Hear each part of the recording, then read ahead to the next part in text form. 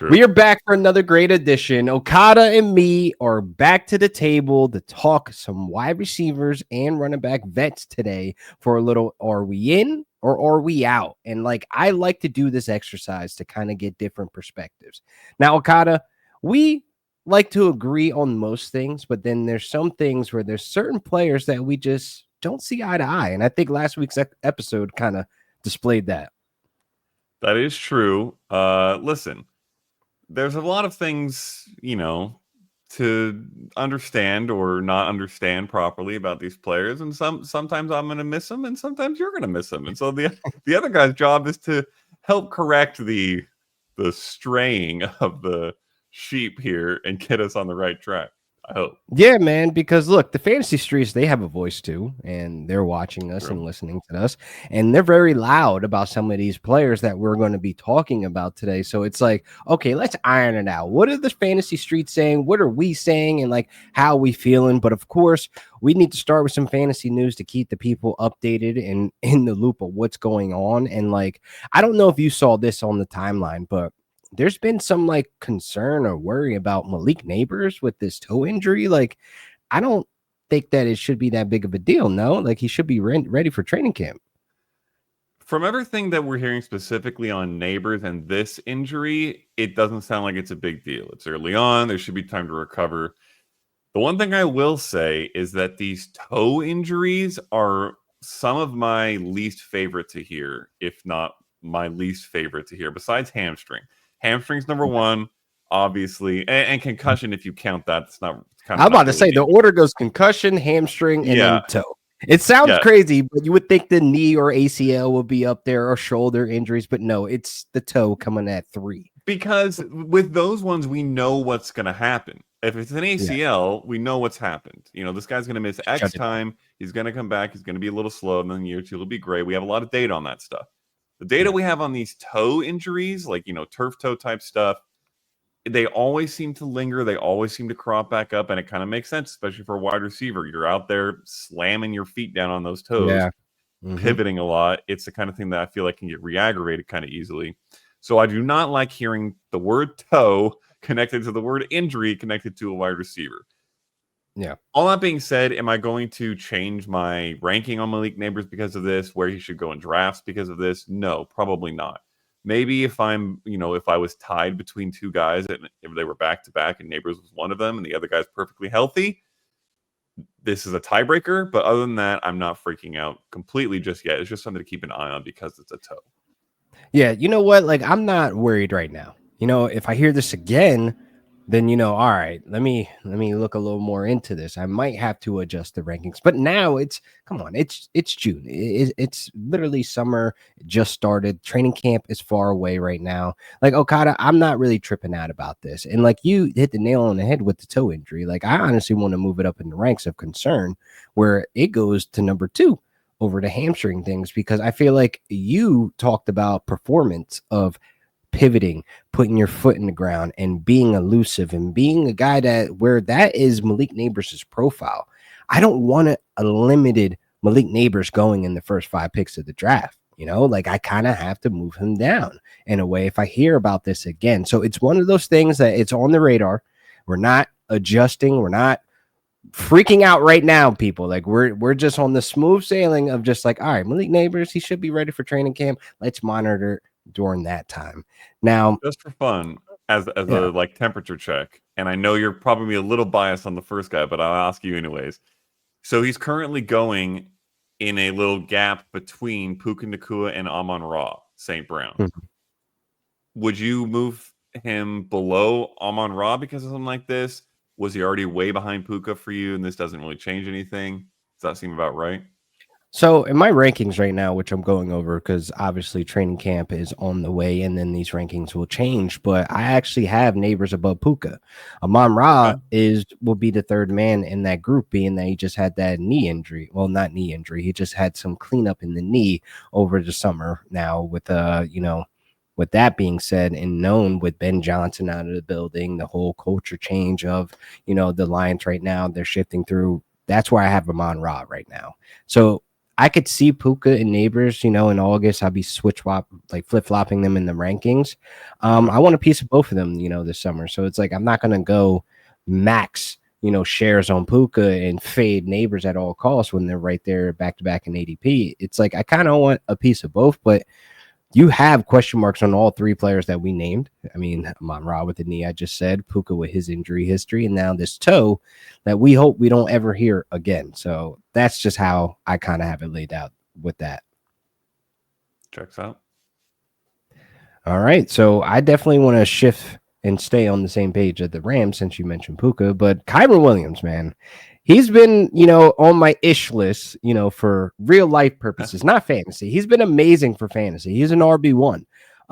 But outside of the fumbles and everything else that I personally feel like, it feels like the Rams are coming to an agreement, moving towards a contract extension with Kyren. And this could be, one of the things that a lot of dynasty managers are looking at, like, oh, thank God he's not on the move, because I don't know if Kyren can be as successful elsewhere as he is right now in LA.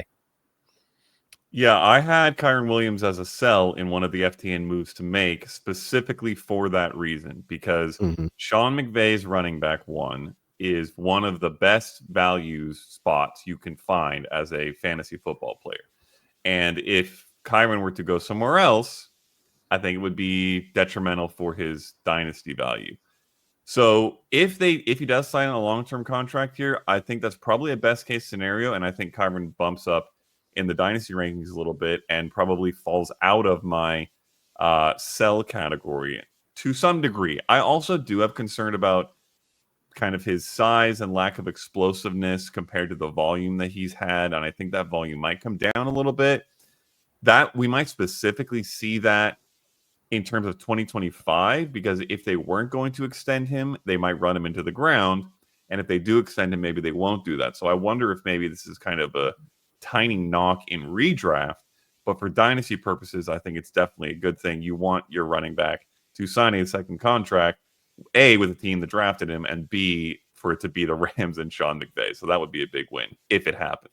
Absolutely. And I think you hit the nail on the head there with mentioning that this ain't a guarantee that he gets workhorse opportunities, being with the fumbles and not being as explosive as the guys that he has behind him. So it's like, yay, dynasty, but redraft, you're like, okay, are we out of the clear right now? Like, is he going to be worth a top three, top 3 rounds to be rostered as an RB1? Like, these are the situations that go on in my head, because I have the real life like investment in the Rams and him fumbling like Okada. I'm squeezing my fist right now out of passion of just how angry I am when that ball hits the ground. And when you're so close to victory, I can't imagine Sean McVay or Les Snead going into the season after drafting Jarquez Hunter, who basically fits the bill and completes the equation that we need explosiveness out of the backfield, and have him sit on the sideline.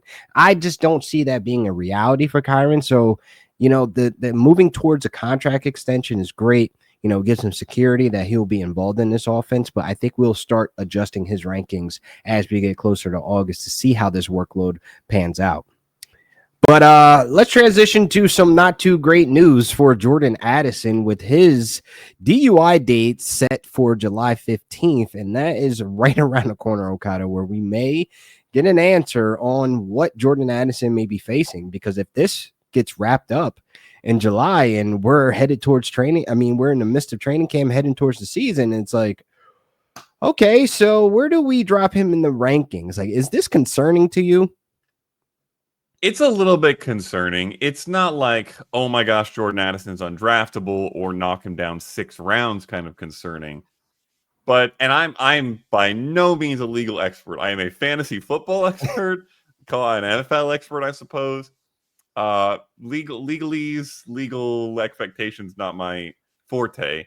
What I do know is that if there is some kind of or when this case wraps up, really regardless of what verdict occurs, the NFL can still suspend him for violating the substance abuse policy. Yeah. And I would expect him probably to get a couple games or so, maybe especially if there is a verdict that comes out of this that's not great. but also just the fact that he's going to be distracted from camp by this whole situation isn't particularly encouraging. I wasn't the hugest Jordan Addison fan anyways. That tier of guys, I've sort of become a hater of that tier of wide receivers. Those are like the kind of skinny wide receiver twos who could absolutely never be the wide receiver one, but they'll still be good for fantasy and score points, but their upside's kind of capped. Like him Mm, and Zay Flowers, Chris Olave used to be in there. Now he's kind of dropped because of the injury. I'm sort of out on that range. I kind of rather go for upside or target a different position there. So I'm probably just going to use this as an excuse to avoid drafting him largely, even though I don't think it affects your like his ranking much necessarily. yeah. That's just my personal opinion. So are you the person now, like you have already had in your mind, you're taking Jordan Addison off of your cheat sheet? Are you drafting Ty Felton as a stash? Jalen Naylor? Like these guys, like I feel like Jalen Naylor last season, he flashed and made some, plays here and there, not a full-time starter, not a KJ Osborne, proven type of guy for the Vikings. But Ty Felton is a rookie. And the most I've seen, pop off the tape with him is just his speed, his ability to break down field and make those big plays. I haven't seen much if he can hold water of Jordan Addison or even be on the outside counterpart of Justin Jefferson. But it's a situation where I want a piece of this Vikings offense because how they're able to spread the ball around and find fantasy relevant guys, like how we're mentioning Jalen Naylor one week, or how we're mentioning KJ Osborne in the past when he was able to show up as a wide receiver 3. So I feel like, these are actual guys that are going to be on the table for you, Okada. Like, are you stashing either one of these guys? I'll answer it a couple different ways because it's a good question that's relevant depending on where you're playing. In Dynasty, I really like tucking those guys away, especially Felton just for the upside. Particularly because Addison is a repeat offender, and I don't love the situation there. Like, is this going to be an ongoing thing? We're going to have to deal with this again in the future. I don't mind stashing some upside in my dynasty leagues on the bench behind a guy with some question marks, and in an offense where I trust at the very least the offensive coordinator and head coach, play caller, I Yeah. guess is a way to summarize that properly. TBD, how much we can trust the quarterback. I like him, but at the very least, I trust the coach and the play caller. In Yeah. redraft, I honestly do not care at all about those guys, and I'm shifting any uh, dip that I give to Addison to Hawkinson and maybe Aaron Jones a little bit because he's always been a very productive pass catcher. And it's Mm, often the case that when the wide receiver 2 disappears, misses time, etc., in an offense, the running back is actually the one who picks up a lot of the slack target wise. So I'm in on Hawkinson and I'm in on Aaron Jones this year. I think that might be a spoiler or a tease. So those are the guys that I would bump up a little bit, and I do actually bump them up a little bit just in the context of the situation. Yeah, so I've been on Underdog doing a lot of best ball drafts these recent weeks, man. And look, I've been taking a lot of TJ Hawkinson. He's my number one overexposed tight end right now. And Let's it's by go. accident. It's by accident, man, because on the last episode, we made the case for and against Sam Laporta. And it's literally those two at tight end 4 and 5, where I'm like, I don't know about Laporta because of the personnel change, but I do know and got this update about Jordan Addison facing a DUI citation. And that case is probably going to be resolved pretty quickly, and he could face suspension, where TJ Hawkinson, he becomes the second option of this offense. So it's like, man, what do? We just wait and see. But we're going to take a quick break, man. I mean, look, we got a lot to talk about with these wide receiver vets and running back vets, man. Are we in? Are we out? The question mark players for the 2025 season and beyond. And we are back, man. The homie Okada spitting straight facts. Are we going to get the me, myself, and Irene performance back, man? Like last week was amazing. Like you really pulled that off, man, with the split personalities as a defender and prosecutor. Listen, I don't know if we're going to get it this episode, although there is one player that I'm kind of confused about. I'm hoping you can maybe clear it up. You might But summon him. we'll bring the segment back for sure. Absolutely, man. I think some folks out there like that, man. You having fun, man, and being creative as you are, man. You cut out a freaking check mark, colored it green in a red X, and put it on your forehead, man. That is well freaking done, man. I got to give you your flowers. But, man, in or we out, man? Let's just start off the top, man. Stephon Diggs, man. He's made headlines. Obviously, it ain't in the peak of summer yet, but he's out there living like a hot boy summer right now. But Not the Stephon kind of Diggs headline right you're now. ideally trying to make in training camp, but No, no, absolutely not. But we've seen the videos. We've seen the videos to him report. He looks good. He's moving. He's looking quick in and out of his breaks. But this is all in t-shirt and shorts here, people. So I'm not going to be oversold with this type of footage saying that I got to be able to move him up in the ranks. He is returning from injury, Okada, man. Are we in or are we out on Stephon Diggs, man? so I was a little. I think I was out for a while, pretty much shortly after the signing through the pink product in the bag Did incident. we ever find out what that was? Nope, I don't think so. We're gonna say cotton candy. Cotton candy. All right. They Yeah. wanted a little sweet treat. They just came from the circus. They just came from the carnival. I Exactly. get it. I looked into it a little more in prep for this podcast, and I've decided I'm in on Stephon Diggs. And there's a few reasons why. Obviously, he's coming off the ACL injury. That's not ideal, particularly early on in year one of the return. Usually, these receivers and running backs, tight ends, they take a year or so to get back to full speed, full strength. And Stephon Diggs is not a spring chicken. So that doesn't help in that regard much either. No.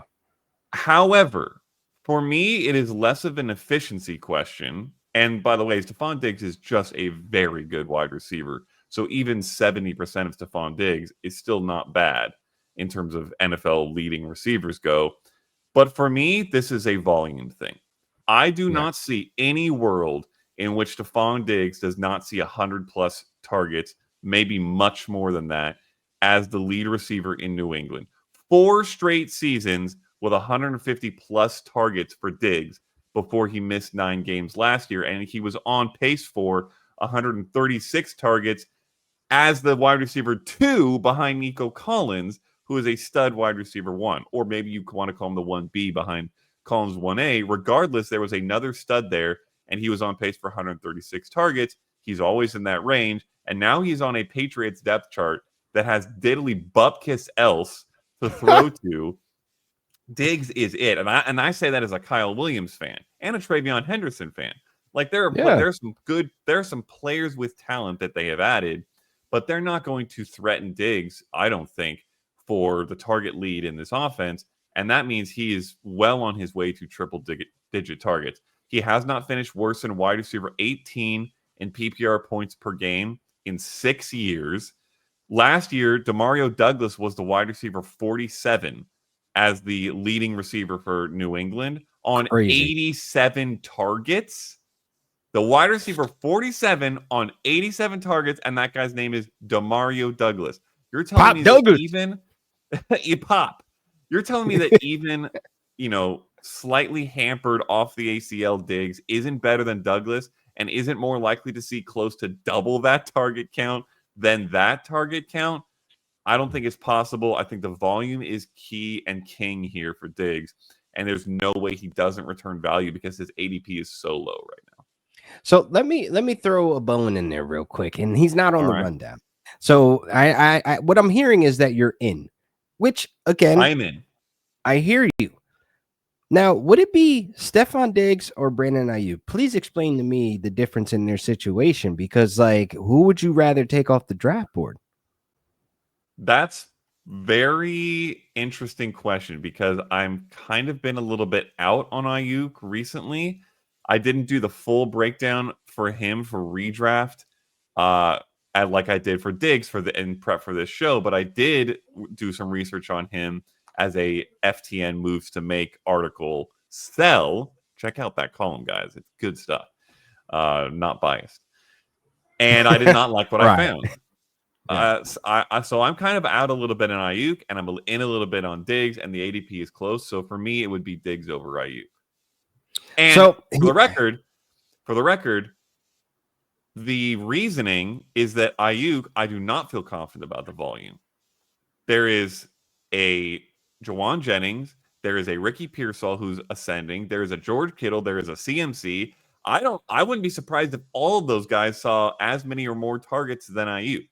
I mean, Wow. CMC is less likely because he's a running back, but the volume CMC is going to take as a receiver is going to be very high. So to me, that's like the reason I like Diggs at this price. And for the record, all these in or outs are at price. Are we drafting them where At they're price. going in ADP? Yeah. For me, like the reason I'm in on Diggs, which is volume, is one of the main reasons I'm out on Ayuk. How do you feel? Okay.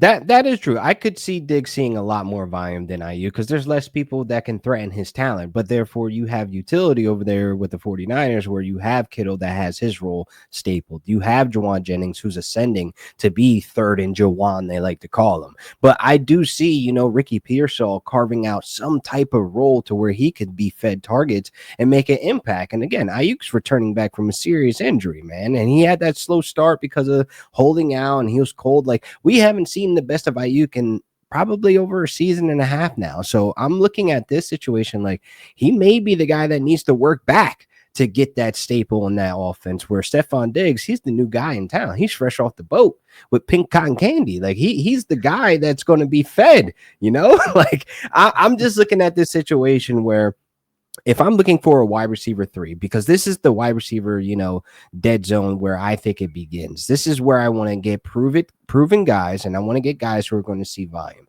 And I could take that shot on Stephon Diggs because being that there is nobody there that I see getting over 80 targets in that offense that has the wide receiver role. It's definitely going to be Kyle Williams going to want to make a argument for that, but I think he's going to have more splash plays than actually be a reliable wide receiver, for Agreed. fantasy. So if you do want to dip and dive in this Patriots, offense and have some fantasy assets, I don't see why not roll the dice on Diggs as a 3 who's going to see alpha volume where you're taking these guys are going in the first 3 rounds. Like, I get it. I'm getting it. We're in.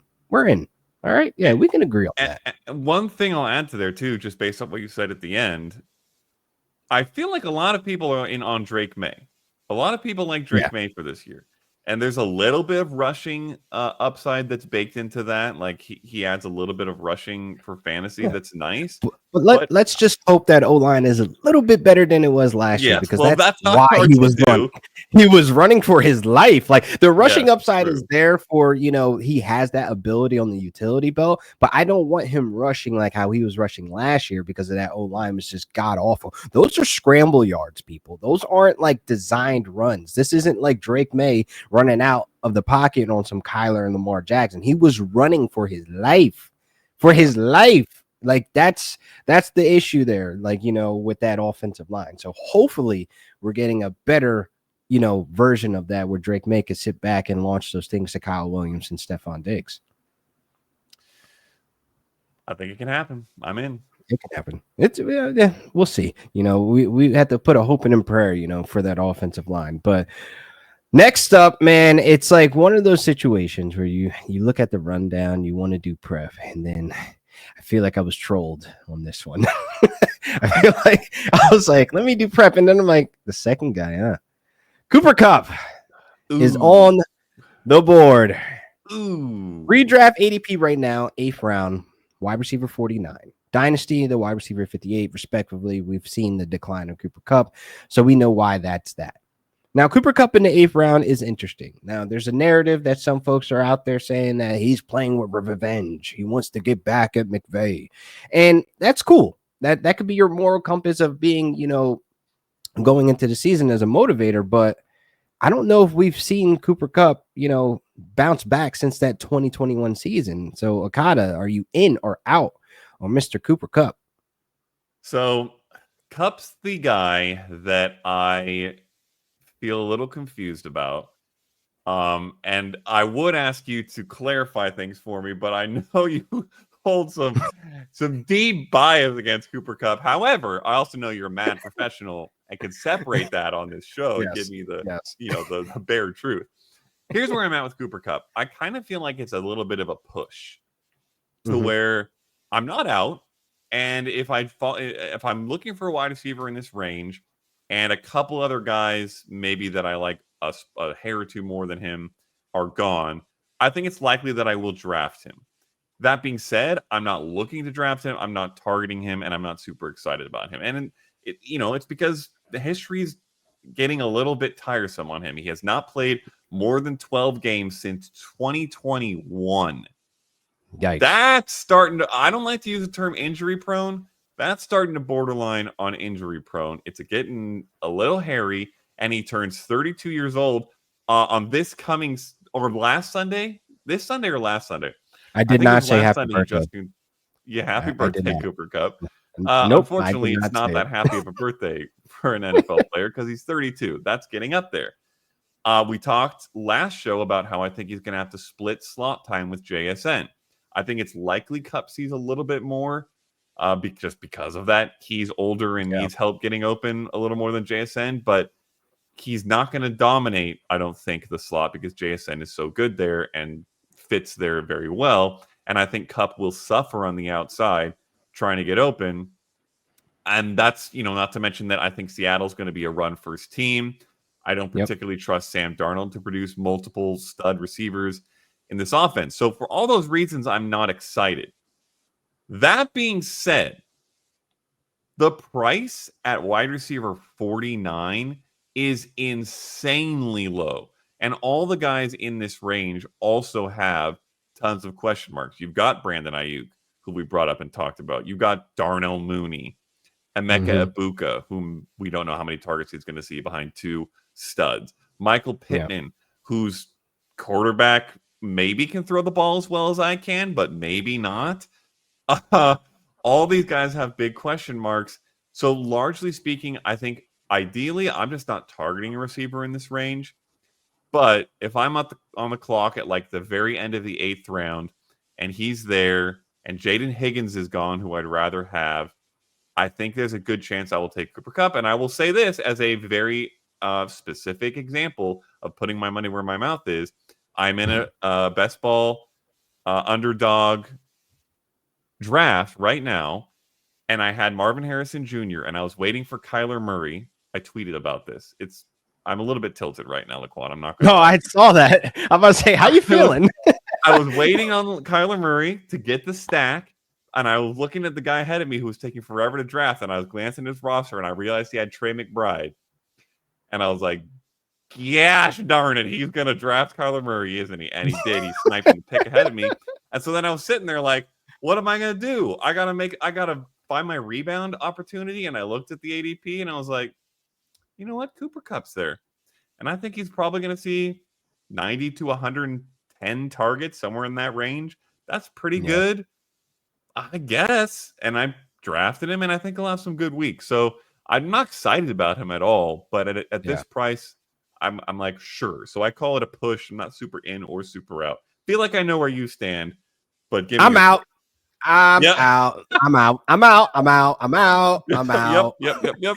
But here's the thing, and here's why I'm out, because availability is your best ability. We've talked about True. this on the show with many of the players that we had in question last week when Fantasy Court was going on.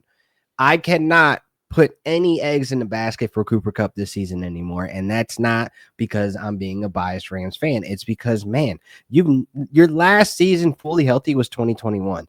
That is 33 games played out of the possible 51 games that you had on the table for you. And this is where I get frustrated at, because like even when he did return back from injury last season, we saw the decline in 1080p. 4K right there, that he is not that same guy as the Triple Crown player. And when I'm in this range, man, and I got to say, it's the wide receiver dead zone that I'm calling it, because you do have Cooper Kupp in the same bag and range as a Emeka Ibuka or a Keon Coleman. These guys have question marks. But I rather take in this round, where I'm not reaching for some of these other rookies that are going in the first 5 to 6 rounds. This is the 8th round. Trey Harris is staring right there. This is going to be the X wide receiver for Justin Herbert. This is going to be Greg Roman on the sticks, wanting to have that ability to run the ball, but actually make big plays downfield. Trey Harris is that guy. Ladd will be the security blanket. So volume is heading towards this young man's way.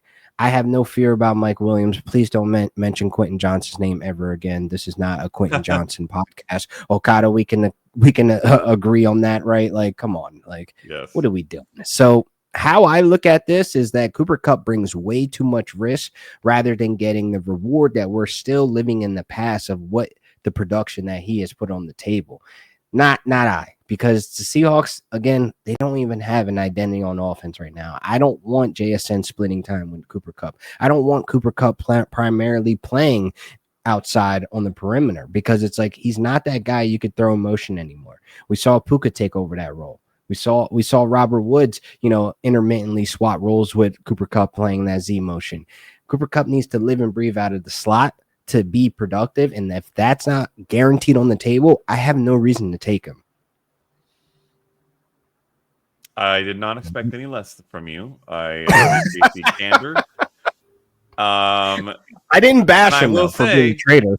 I will say using Trey Harris as a way to convince me to get out is a smart move because I do really like Trey Harris, and I think he's getting grossly underdrafted right now. He's going like a round behind Kupp, but to your point, like I would consider taking him over Kupp. So that's interesting.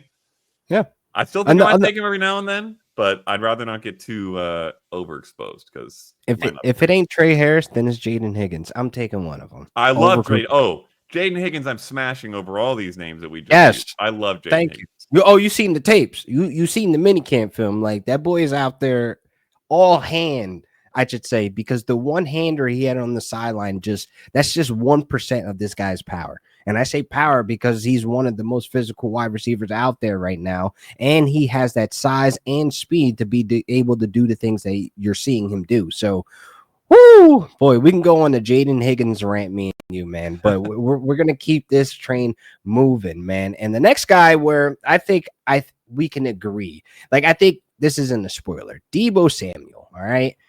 A lot of folks are out just off rip of default, but there are some folks out there that believe in the new situation with Cliff Kingsbury, with Jaden Daniels, this whole offense, Terry McLaurin. There's even a crowd that believes Terry McLaurin's going to hold out and then, Deebo becomes the wide receiver one. Stop. The fantasy streets are getting crazy. That's the dark side over there. Please don't. No. Okay. But Deebo Samuel, Okada, does he interest you in round 6 or 7? Because like he's in that turn area, early 7th, back in 6. Like, are you interested in taking him off the board at wide receiver 39?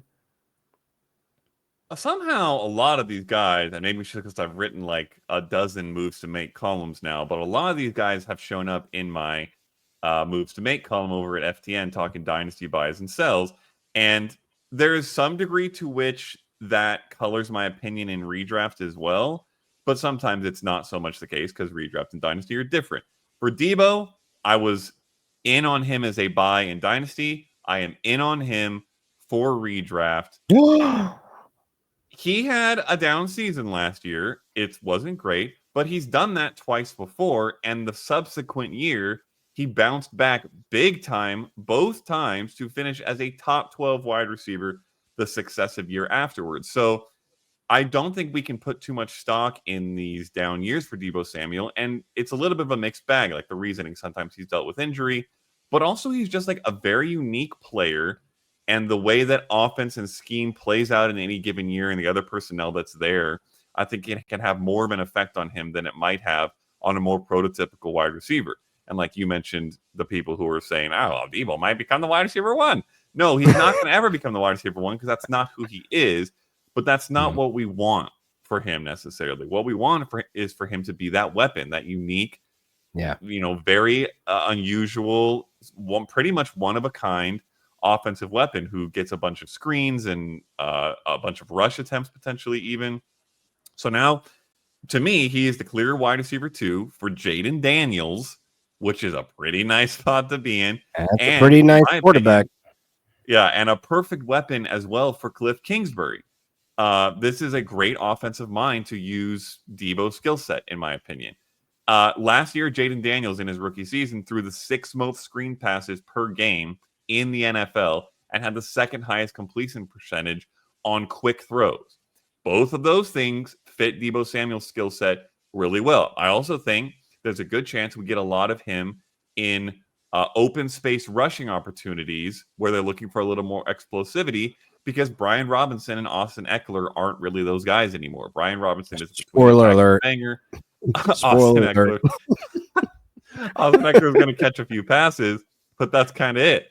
So, and you know, he's been good off and on for San Francisco, competing with that list of names we mentioned before. That makes it hard, in my opinion, for the guys who were left, Brandon Ayuk and others, to be studs because the volume's not that much that available in San Fran. In Washington, Terry McLaurin, and that's kind of it. Like, are we afraid of Eckler's workload? Are we afraid of Zach Ertz? I don't think so. So he's going in a similar range to like Juwan Jennings and Ricky Pearsall, his former teammates, as well as guys like Jacoby Myers, the Jaden Reed, Matthew Golden, Packers conundrum. I think I prefer Deebo to all of them. I think he is in the best offense with the best quarterback and has the most upside for touches and has been a wide receiver one multiple times in the past.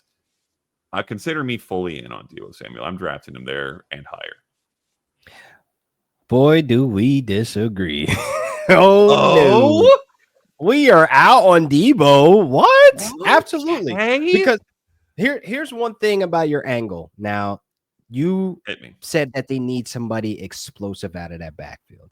Now, the workload with Deebo has been consistent since 2021, his breakout season. He's going to get at least 40 rushing attempts. But when you look at the numbers, he's not that explosive anymore. He's not that efficient anymore because we have thick Deebo now. So I think that Cliff Kingsbury does have a creative offensive mind, okay? Because I give him credit because against a division rival, you're watching the Cardinals games and you're seeing them get Greg Dortch, Rondell Moore, obviously Hollywood Brown, DeAndre Hopkins. There was a lot of stuff going on with that offense in terms of creativity and roles.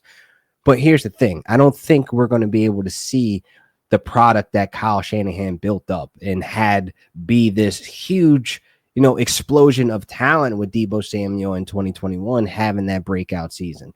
We have just seen nothing but decline. And even when guys like Juwan Jennings and guys like Brandon Ayuk and George Kittle were banged up and Deebo's the sole provider there, we didn't see like that explosive Deebo. We got thick Deebo. We haven't seen that guy that we're all yearning for because in the 6th and 7th round, I'm not even batting an eye that way. Like I get the new toy in town and you have a great quarterback. And obviously the debate between Jaden Daniels and Brock Purdy, it's clearly going to be Jaden Daniels. But at the end of the day, it's about utility. How is he going to be able to be explosive out of that backfield if we haven't seen that?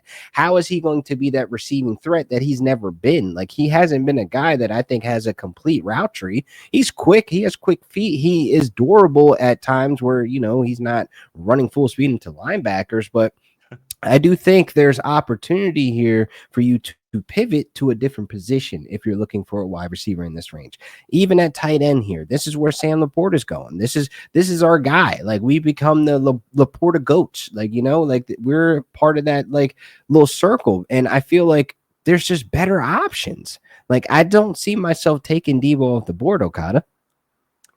I am starting to question your commitment to the volume is king maxim, Laquan. Who else is getting the volume here? I understand he might not be as efficient as he used to be, but this is what I'll say is my last note. Because in fairness, everything you've said is correct.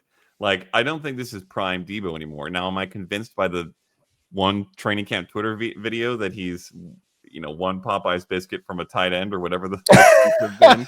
Yes. I don't know about that, but here's what I will say. Man signed a $17 million contract with this team.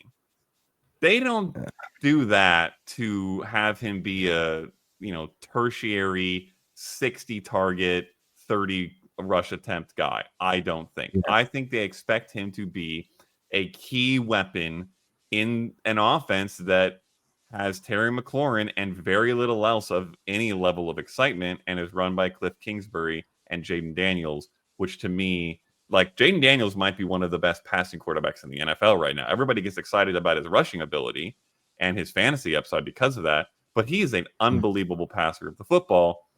Yeah. The wide receiver 2 for that guy and an offense I expect to be good. I kind of like it.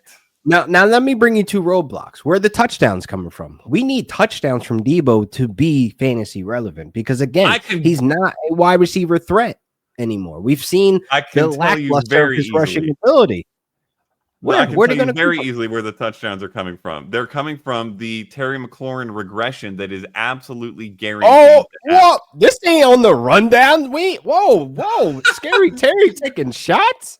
Hold Terry up. McLaurin saw less volume last year than he ever has. He had scored somewhere between 4 and 7 receiving touchdowns every other year of his career. And then last year in 2024, he scored 13.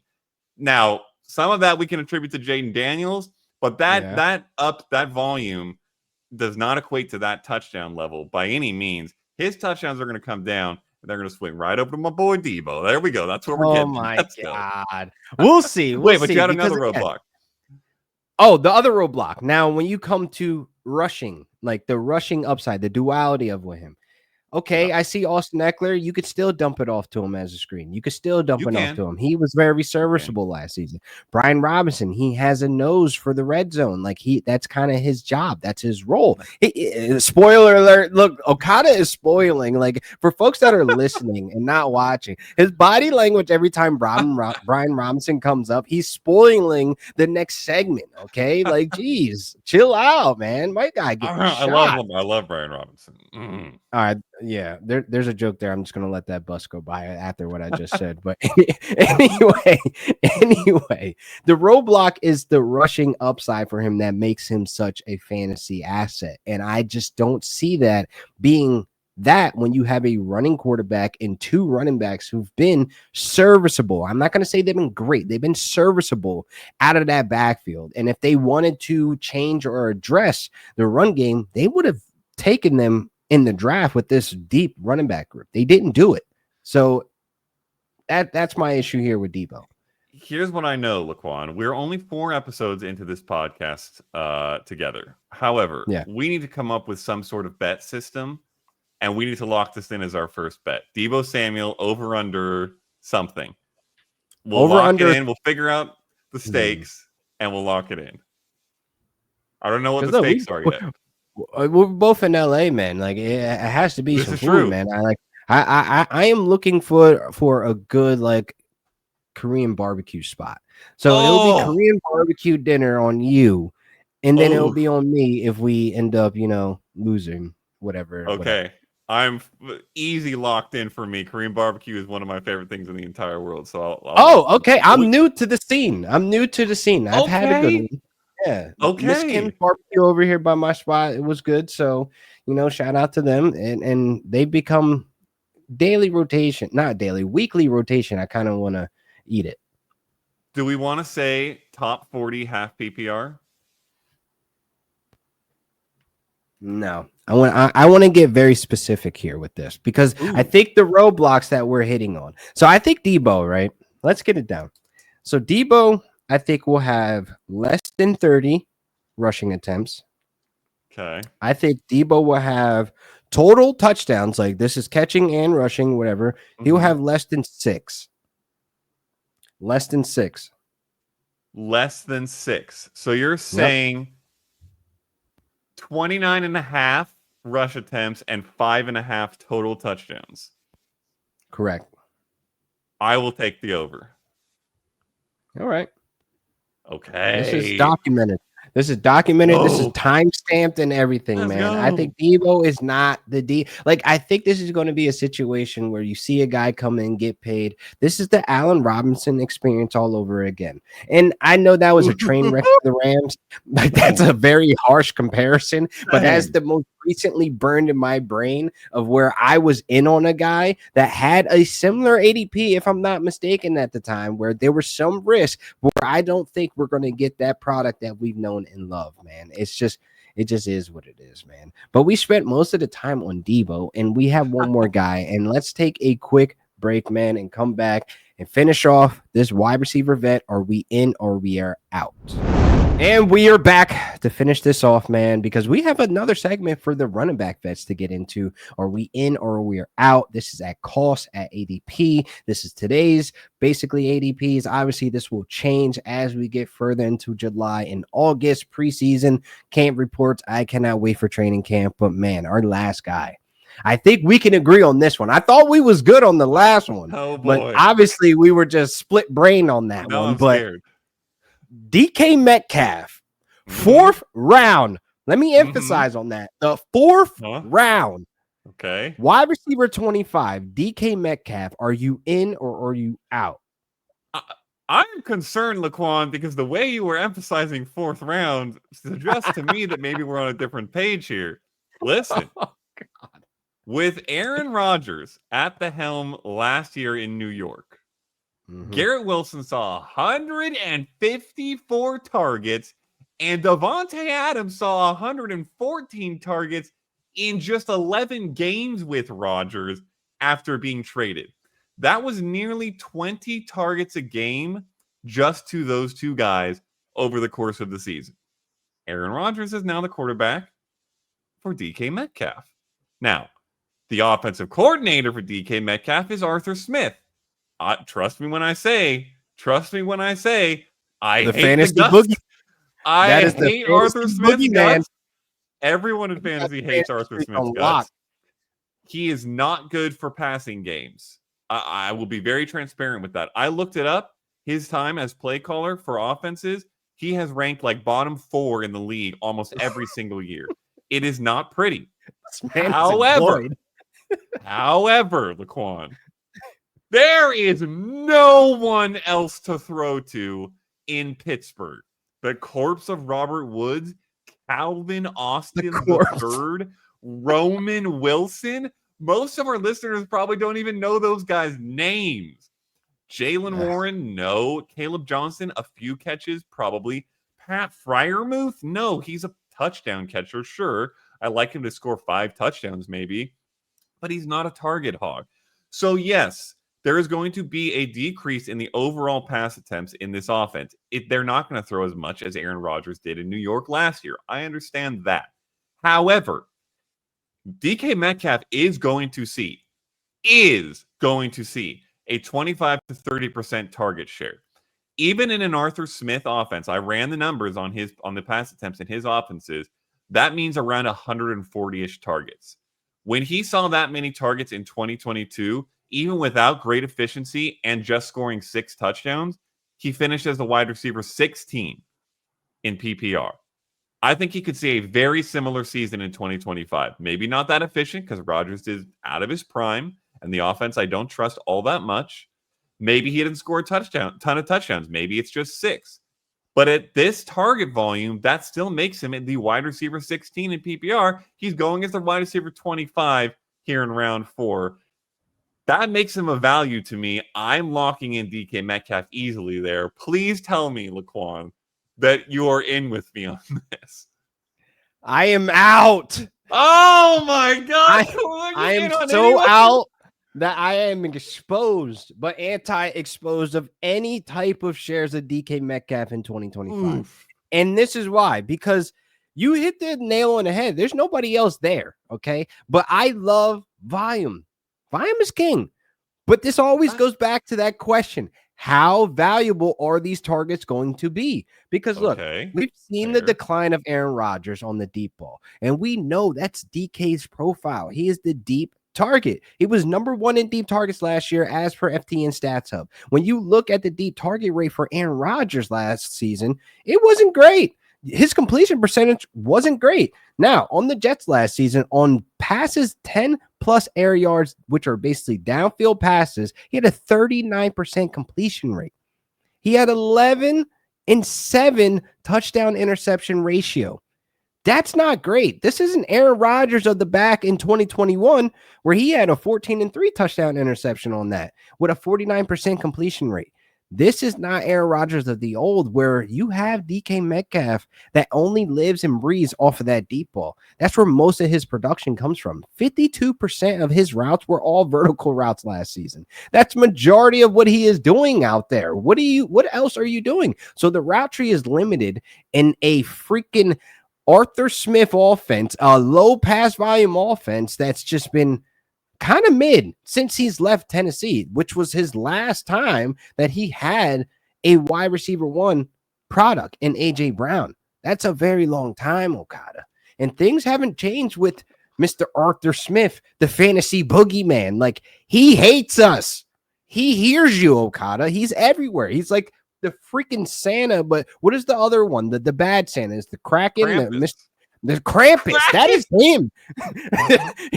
he is the crack in the fantasy streets as well. He is opening the floodgates and destroying everything that we have in hopes and dreams of a wide receiver one being produced in his offense. I cannot take that with a 42-year-old man that just wants to be the center of attention and then the biggest talk in media, the Voldemort of the fantasy streets. Like, no, I'm not putting any trust into that in the 4th round. The 4th round, Okada. Okay. Hear me out here. Hear me out. This many. Aaron this. Rodgers, I see it. 4th round. It's one less than 5. Here's the thing. Aaron Rodgers and Arthur Smith might be the most hateable duo to lead an offense in the entire NFL, maybe ever. Forget right now this season, maybe ever. But DK Metcalf's still going to see 130, 140, 150 targets. Is this not the case? Like, yeah. And I will say this to your point about the downfield passing. DK Metcalf's ADOT last year was 13.1. That was the second highest of his career. When we think of him, we think of that. And I expect that to be true. I expect what you said to be accurate for this offense. I don't think Rodgers is going to be great at throwing the ball down the field, and I don't think that DK Metcalf is going to be great down the field as a result. However, what I will say is, if he were to be that good, that efficient, that downfield stud with a stud downfield quarterback at the target volume he's going to see, he would be a locked and loaded wide receiver one. Because we aren't going to see that efficiency, I think that knocks him down to this wide receiver 2, wide receiver 3 range, which still makes him a value where he's getting drafted. And what I'll point out is that 1 year that I brought up in 2022 where he saw 141 targets and he wasn't that efficient, his ADOT was 11.2. That was the lowest of his career. But it was his best year for fantasy, and it was with Geno Smith having that comeback player of the year. I think that's what we see here is that DK Metcalf, who, yes, he can be a stud downfield, but he can also get open and run after the catch. He's super fast. He can take screens for really nice gains. I don't think it's going to be efficient. I don't think it's going to be pretty. I think we're going to hate Arthur and Aaron all year, but you don't need that great of efficiency, and you don't need more than 6 touchdowns when you're getting this kind of volume and still finishing ahead of wide receiver 25. All right. This ain't on the rundown. Let's play a little quick game. Oh, right, really? Okay. Hit me. DK Metcalf or Jalen Waddle? Ooh, that's a really tough one because the Tyreek Hill situation is like a little bit up in the air right now, but I will go DK Metcalf. DK Metcalf, Devontae Smith. Dang. Ooh, you're making these tough. I have to go with the volume and say DK Metcalf by a hair. DK Metcalf or Cortland Sutton? DK Metcalf, easily. That one's easy. DK Metcalf or Calvin Ridley? DK Metcalf. Bro, you got to give me some tougher ones. Come on, give me something tough. I got you at Devontae Smith. I'm really surprised. I'm really surprised with the Cortland Sutton thing because, you know, I'm a big believer. Cortland Sutton saw the end zone last season. That's all we were waiting for. We just needed him to catch touchdowns. I think that's still on the table versus where DK Metcalf, that's an area where it lacks. I agree that Cortland Sutton, if you asked me who will score more receiving touchdowns, Cortland Sutton or DK Metcalf, and you made me bet on it, I'd probably bet on Sutton, but I think it's by like 1 or 2 touchdowns, and I don't think that's enough to make up for what might be like 30 or 40 fewer targets, in my opinion. Wow. All right. The man has spoken. It is DK Metcalf season. I am completely out. We know where I stand. And We this need to is find a a player guy. that we're reversed on so I can be a hater. Yeah. We need to see haterade come out of Matt Okada, man. But we're gonna take another quick break and then we're gonna come back with the running back vets. Running backs are on deck for in or we are out, man. A very spicy wide receiver debate between me and this guy. I mean, Okada, we cannot agree on DK Metcalf. It's not happening. The fourth round. Do I need to show you what round he's going at again? Right here. The It's fourth I round. see that. It is No, it is a no number. way. No way. Hopefully, we find some agreement on these running backs because this is a nasty work list. And I say it's nasty work because there are some guys on here that you really have to debate to take them off the draft board or where they're going because you need that running back 3. You need that running back 2 in some of these instances as well where some of these guys are going. So it's like, all right, Najee Harris, you're on deck. The 10th round, running back 36. He is technically right now the Chargers RB1. You have an True. RB1 going in the 10th round. True. I've seen the Are depth you chart. in? Are you in or are you out on Najee Harris? All right. Well, let's preface this very quickly with that depth chart is poppycock. Okay. Omari Hampton is the RB1 here. I have no concerns. However, I will say this. I am less out on Najee Harris than I thought I was prior to the prep for this podcast. However, I am still out on Najee Harris. And here's kind of how it broke down for me. I sometimes with these players, particularly like the RB2s that we might see getting a significant amount of workload, I think one of the most effective strategies to figure out what you really think is to do projections.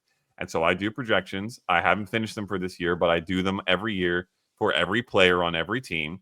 And I think it can help a ton. I think Najee Harris, and this is the general consensus, probably finishes somewhere around 150 to 160 touches. For an average back, that typically equates to like somewhere around 130 to 140 PPR fantasy points, which in a given year means right around RB 36, which is his ADP. So it kind of makes sense projection wise. Here's my problem. I lean to the lower end of the projection spectrum for touches for him because I really like Omari and Hampton. I've already said I think the depth chart is nonsense, and I think Hampton will be the clear number 1. I also lean on the lower end of the efficiency spectrum for Harris versus an average running back because I think he's never really been that explosive and is kind of more washed now than he ever was. I don't think he's great. The FTN deep data numbers suggest that he's not great. So I don't hate him. I just don't. And I think there are guys in that range who maybe aren't as reliable but are more exciting.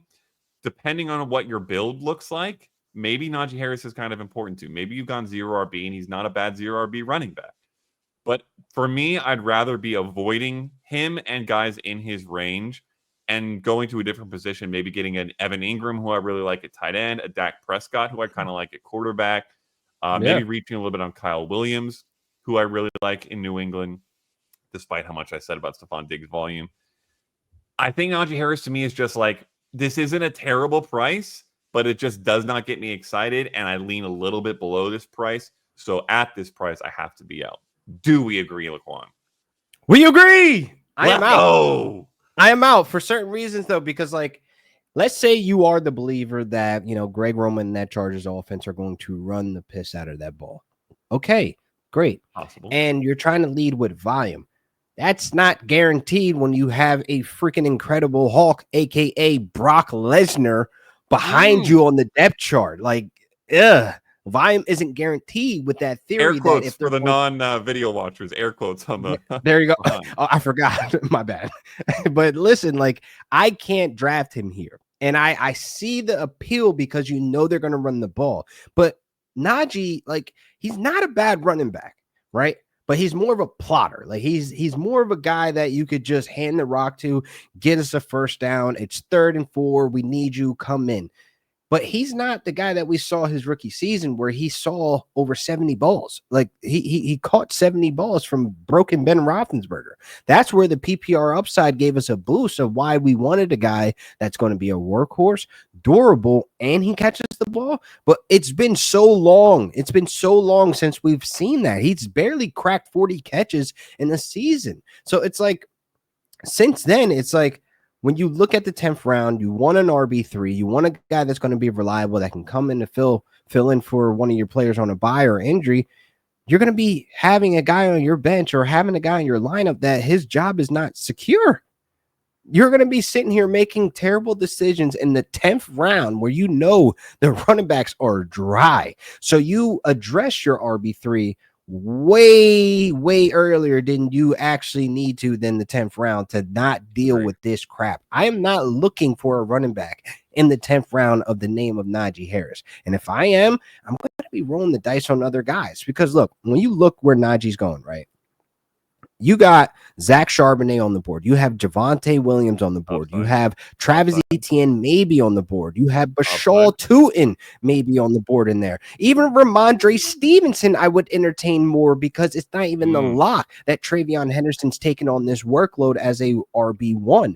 I do think, these guys that I just named off have higher upside and security in their actual roles. And there's an understanding there that, Najee Harris is on a high power run offense, and we have to look at Greg Roman. This is his show. He's not going to see any catches out of the backfield because Greg Roman has made that clear. I mean, the Baltimore Ravens, I got it right here. Their running back target percentage was at 14% between 2019 and 2021 when he was there as the OC. That was 31st in the league. You look at where the Chargers ranked last year in their running back target percentage. Yep.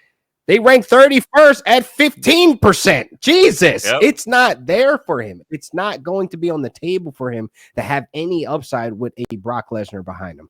That is why I am out on Najee freaking Harris. I'm done. Beauty. I'm glad we found the same page. Thank goodness. Next up, Kenneth Walker. Okay, I think we've entertained we entertained this quite a bit on the last pod. I've aired my grievances, but when you look at his ADP, it's not terrible. He's in that range is where you have some questions about some guys, Chase Brown, Joe Mixon, et cetera, et cetera. Kenneth Walker has an injury history, and it's pretty lengthy at this point where it's like it's a frustration that he's an RB2 for your team and an RB2 in value as a fantasy asset, but we know he could be an RB1. So it's very frustrating to draft Kenneth Walker. Are you in or are you out? I think you already know the answer for me here, Laquan. I am comfortably in. In fact, in is probably a little bit of an understatement because Kenneth Walker might be one of my flag plant players of the 2025 fantasy season. The way that I've been talking him up, buying him in Dynasty, drafting him ahead of ADP. I've talked about it. We talked about it last show. A lot of the reasons why I think the Seahawks offense is shifting towards the run. I think he has always been good when on the field. And the only question mark is, will he stay healthy? If he plays 15 games, I think he returns value on this ADP.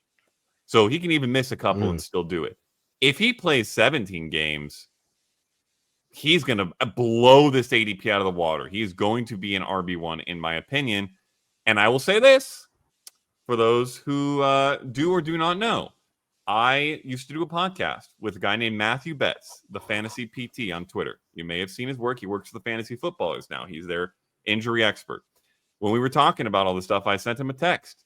How do you feel about Kenneth Walker? Because there's a lot going around these streets right now. He's dealing with the groin injury in camp already. Everyone thinks he's injury prone. Are you concerned?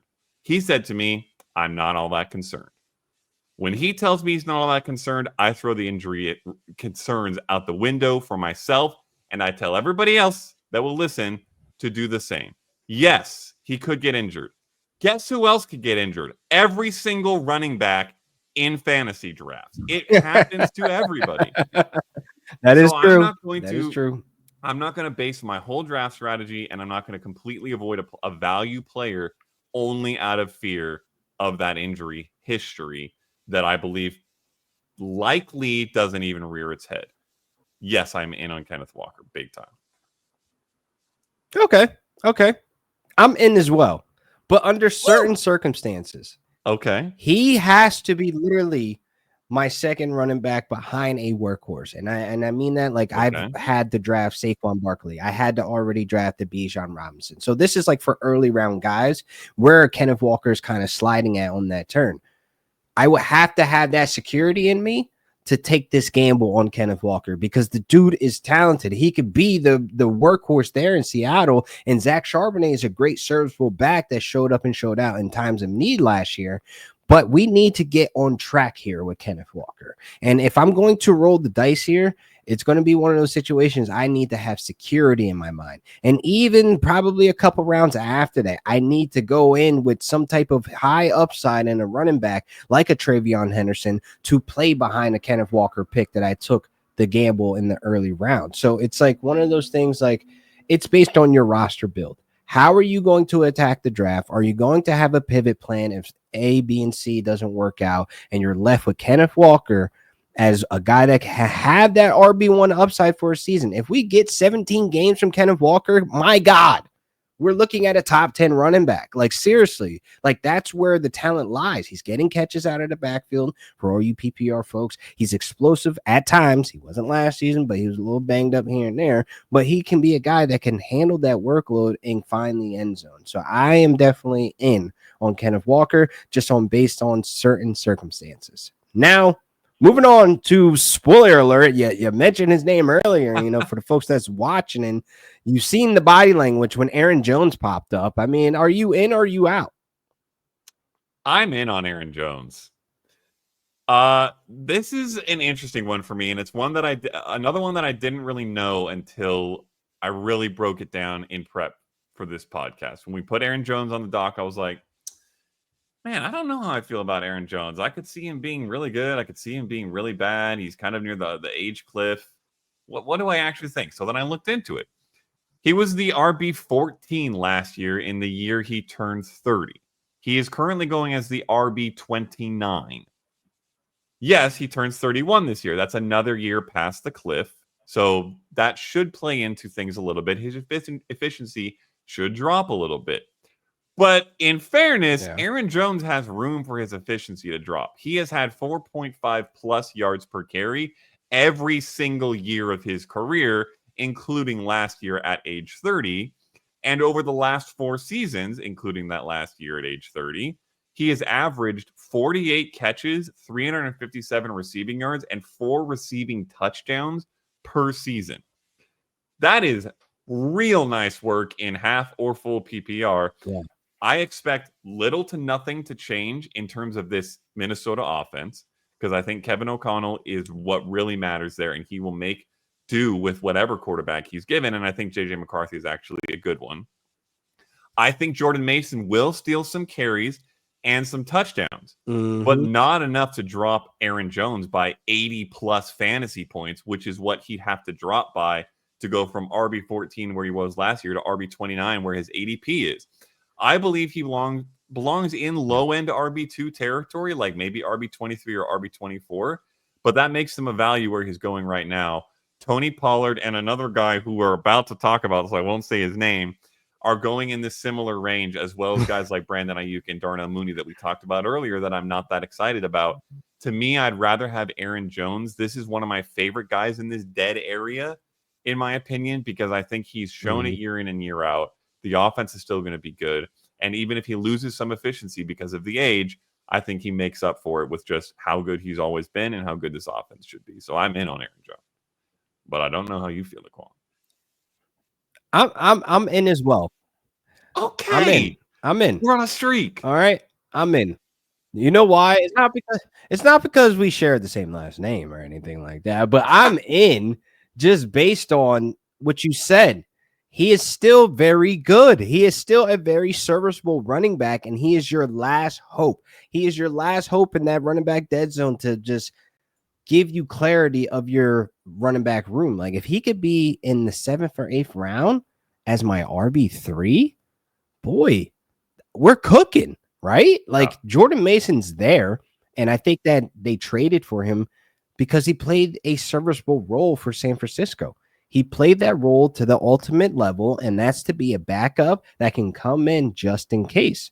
Because we've seen Aaron Jones go through his injuries with his hamstrings and etc. So they're getting a beast at the position as well to play that backup. Aaron Jones is still Aaron Jones, and Aaron Jones was very serviceable last year. He's being drafted as an RB3 in a sense where you know you're going to lock him in as an RB2. Most weeks he'll probably be locking up your flex position because, like how you said, and the wide receivers, we're in that range of like, Jordan Addison, DUI case, Darnell Mooney. Can we get more out of what he had last year? There's question marks at that wide receiver position.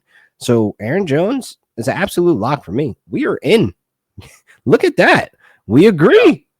I will say, by the way, importantly, with regard to the Jordan Mason situation, I think a lot of people are going to start to freak out about that, and Jordan Mason's ADP would suggest that that is the case. Hello, we have a very, very familiar history of Aaron Jones and a guy behind him. His name was A.J. Dillon for most of his career, who stole a lot of carries, stole a lot of rushing touchdowns, and Aaron Jones was still an RB1 year after year after year. So, Jordan Mason can be A.J. I think Jordan Mason could easily be A.J. Dillon. And if Aaron Jones were to suffer an injury, Jordan Mason would probably be better than A.J. Dillon as the lead back. But until that happens, I think he's going to be what A.J. Dillon was behind RB1 Aaron Jones. And that means Aaron Jones can easily threaten for RB1 volume that's maybe RB2 production based off where he's at in his career now, just losing a little bit of the efficiency. But RB2 production is still better than where he's going in ADP. Like, to your point, getting him as an RB3 is disgusting for me. In my opinion, that's incredible. Wow. There's two different drafters for Jordan Mason.